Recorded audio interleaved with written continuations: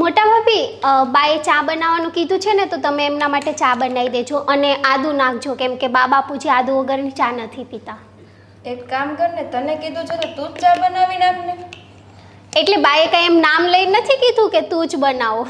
આ તો તમે બનાવો છો એટલે હું કહું છું. હું તો રસોઈ બનાવું છું, હું થોડી ચા બનાવું છું. અને તમે થોડી વાર બા બાપુજી એમ કીધા કરે કે ચા બનાવવાનું, તો મારે રસોઈ ક્યારે બનાવવી?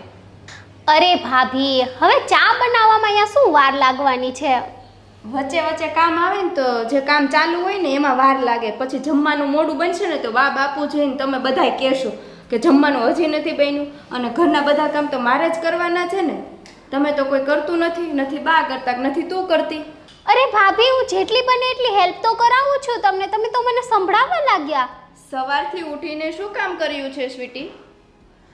સવારથી ઉઠીને મેં પેલો સૂકો નાસ્તો, ખાખરા, તે બધું એ પેક કરીને મૂક્યું સરખા. એ બધું આપણું ટેબલ બધું સરખું કરી દીધું, ડાઇનિંગ ટેબલ ને બધું કોણે કર્યું? તો એ રાતે તારે ને સાગરભાઈને ખાવું હોય ને, એટલે તમે તમારા નાસ્તાનું જ કરો છો. બીજું કાંઈ કર્યું છે? બા બાપુજી માટે રસોઈ બનાવવાની, એને બીજા કાંઈ કામ કરવાના, કપડાને ઇસ્ત્રી કરવાની, એ કાંઈ કામ કર્યું છે ક્યારે?